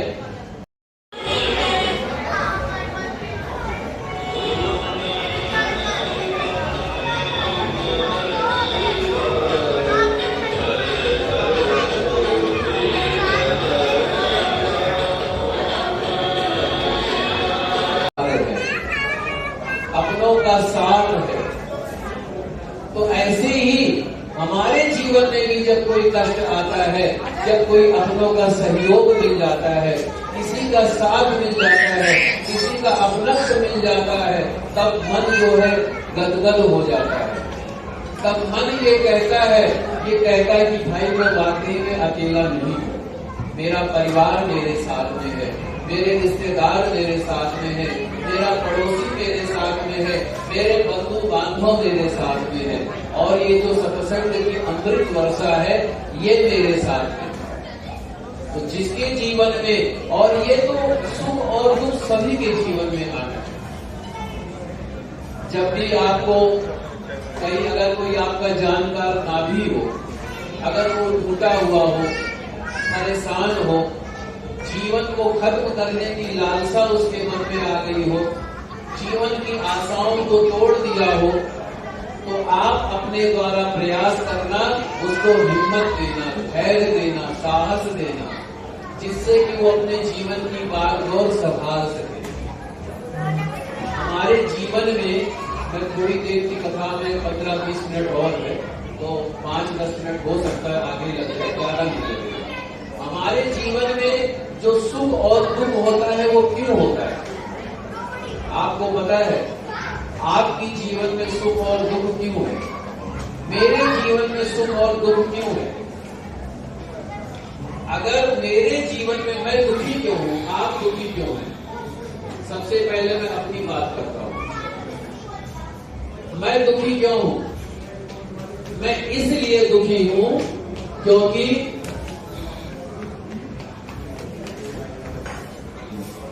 मैं दुखी इसलिए हूं क्योंकि मेरे दुख से वाकई में आपका कोई लेना देना नहीं है।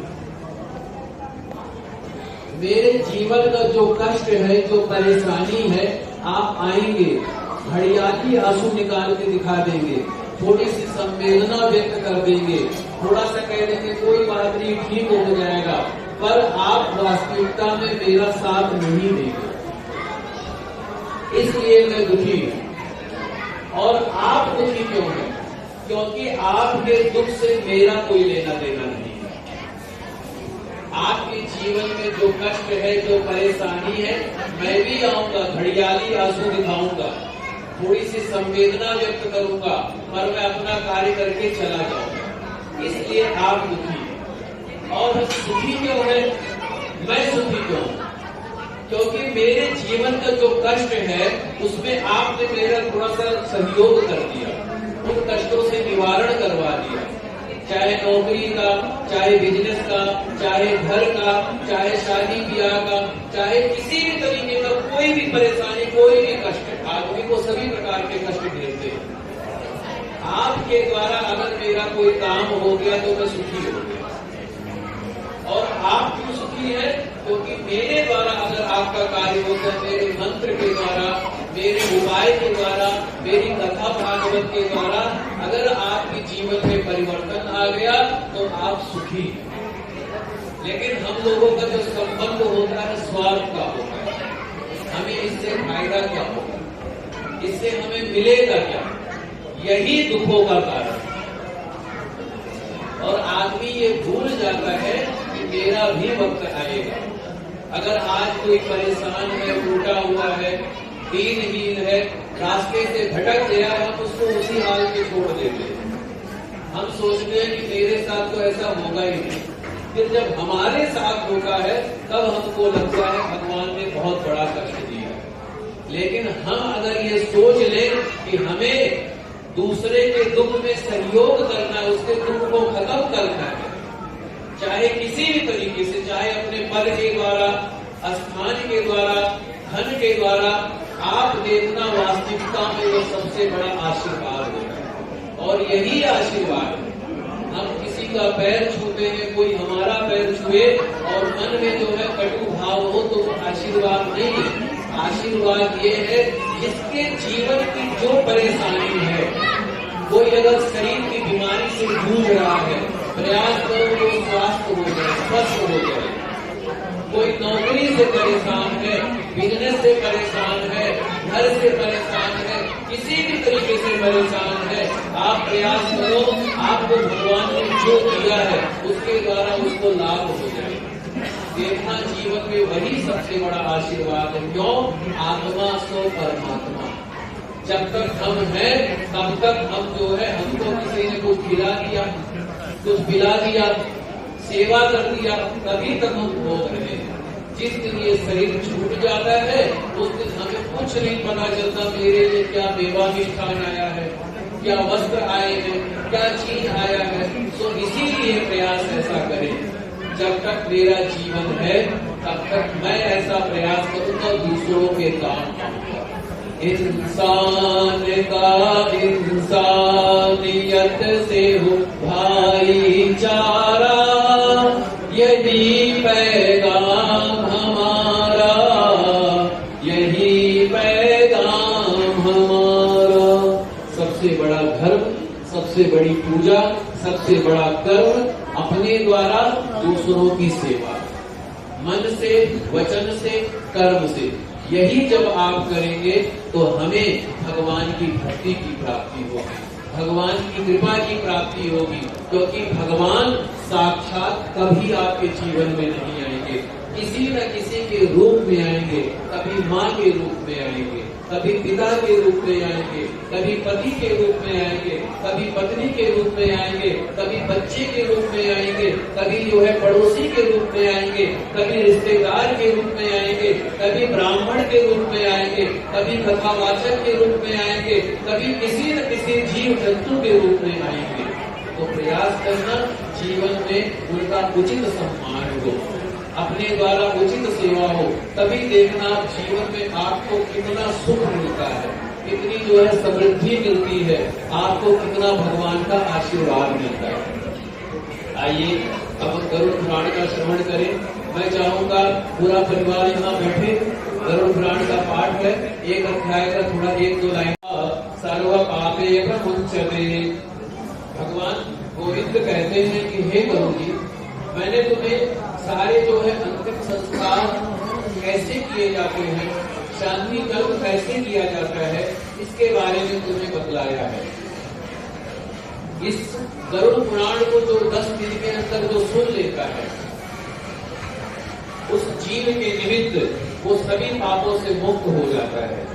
ये गरुड़ पुराण का पाठ आपके पितरों को जो है मोक्ष प्रदान करता है, माँ जी को मोक्ष प्रदान करता है। और जो है, जो पुत्र अपने माँ के निमित्त ये गरुड़ पुराण की कथा करवाता है, उसकी सभी प्रकार की कामनाओं की पूर्ति अवश्य होती है, इसमें कोई संदेह नहीं है। और जो नास्तिक व्यक्ति होता है, जो इसको नहीं मानता, इस पर विश्वास नहीं करता, ये शांति कर्म नहीं करवाता है, इसमें प्रेम नहीं करता, उनके घर का जल जो है शराब के समान माना गया, उनके घर का पानी, उनके घर का अनाज हर वक्त अशुद्ध रहता है, कभी भी शुद्ध नहीं हो सकता है। और उनके घर का अन्न और जल देवता, पितर, विद्वान, संत, महात्मा कभी ग्रहण नहीं करते हैं, इसमें कोई संदेह नहीं है। और उनके घर के जो पितर हैं, उनकी जो है कोप दृष्टि का भाजन होना पड़ता है। इसीलिए ये गरुड़ पुराण अवश्य करवाना चाहिए, चाहे ब्राह्मण हो, क्षत्रिय हो, वैश्य हो, शूद्र हो, या जो कोई भी हो। जो भी व्यक्ति इस कर्म को नहीं करता है, गरुड़ पुराण की पाठ जो नहीं करवाता है वो चांडाल के समान है, वो सदा अपवित्र है, वो कभी भी पवित्र नहीं हो सकता है।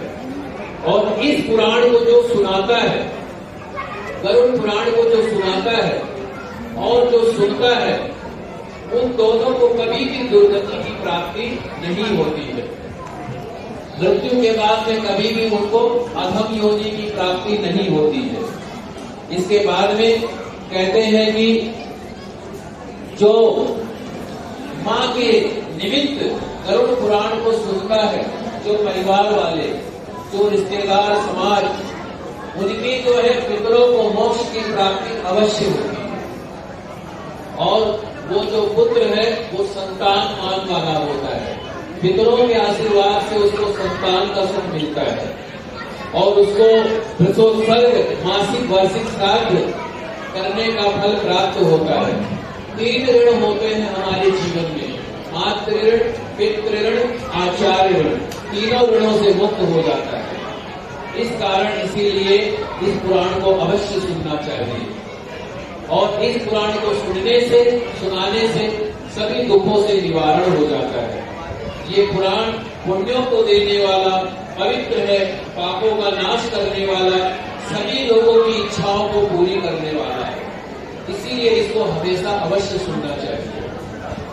गरुड़ पुराण सुनने के बाद में जो गरुड़ पुराण की पाठ को सुनाता है, जो गरुड़ पुराण के पाठ को करता है, उसको जो है सैयादान, गौदान, गृहदान आदि दान अवश्य करनी चाहिए, नहीं तो सुनने का कोई फल नहीं होता है। इसके लिए क्या करना चाहिए? गरुड़ पुराण की पूजा करें। पूजा करने के बाद में गरुड़ पुराण पर वस्त्र चढ़ाए, आभूषण चढ़ाए, नैवेद्य चढ़ाए, मिष्ठान चढ़ाए, फल चढ़ाए, दक्षिणा चढ़ाए, उस पर गौदान रखे और उसके बाद में दक्षिणा आदि से प्रेम पूर्वक कथावाचक की पूजा करनी चाहिए। और अगर भगवान की कृपा से आपको भगवान ने व्यवस्था दे रखी हो तो आपको अन्न दान करना चाहिए, स्वर्ण दान, सोने का दान, भूमि दान करना चाहिए और उसके बाद में भक्ति पूर्वक जो गरुड़ पुराण की कथा को सुनाता है उनकी पूजा करनी चाहिए, अक्षत के द्वारा और गंध के द्वारा। और कहते हैं भगवान जो कथा करने वाले की जो पूजा करता है उससे मेरी पूजा हो जाती है और उसके संतुष्ट होने पर मैं भी संतुष्ट हो जाता हूँ। बोलिए श्री गरुड़ पुराण की जय, श्री लक्ष्मी नारायण भगवान की जय। आइए अब जो है गरुड़ पुराण का पूजन करें, उसके बाद में रसम पकड़ी का कार्य जो है होगा। फिर उसके बाद में नारायण नारायण श्रीमन् नारायण नारायण नारायण नारायण नारायण श्रीमन् नारायण नारायण भगवन् नारायण नारायण नारायण भगवन् नारायण लक्ष्मी नारायण नारायण नारायण लक्ष्मी नारायण जय नारायण नारायण नारायण श्रीमन् नारायण नारायण नारायण। बोलिए श्री लक्ष्मी नारायण भगवान की जय।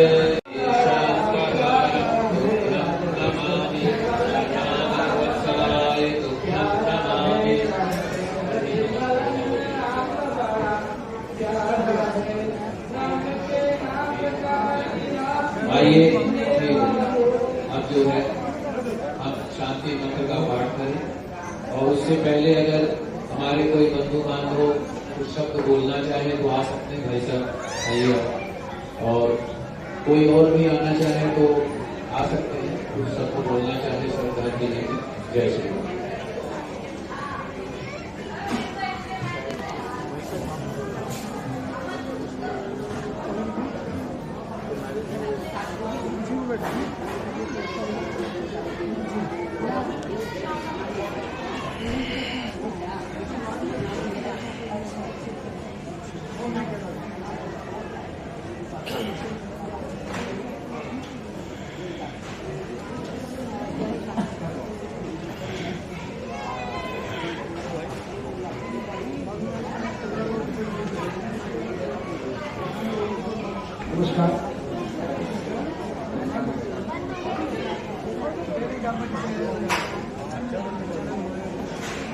आमतौर पर महसूस और अनुभव को बहुत करता हूँ, क्योंकि कहता नहीं हूँ इस पर नानी की अस्थियां बहाते समय मुझे महसूस हुआ कि इसका कुछ नहीं कहना चाहिए।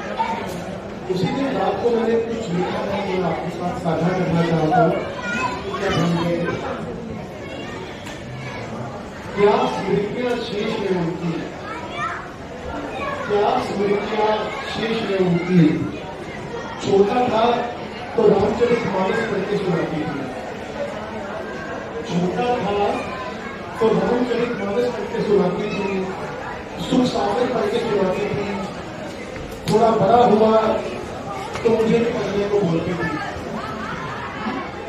थोड़ा बड़ा हुआ तो मुझे भी पढ़ने को बोलती थी। मेरी नानी और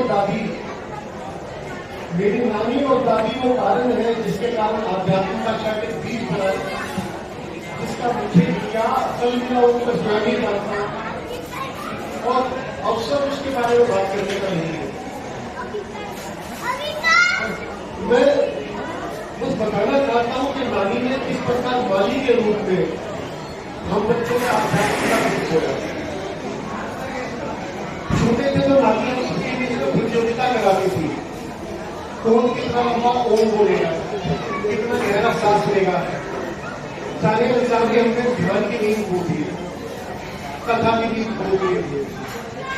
और जीवन में पिता, माता, दादा, दादी, नाना सबसे डांट खाई, मातृ लोग सबसे खाई। नानी एकमात्र थी जिन्होंने कभी दूसरे से देखा नहीं। मात्र एक नानी थी जिन्होंने कभी कोप भरी दृष्टि तक नहीं डाली।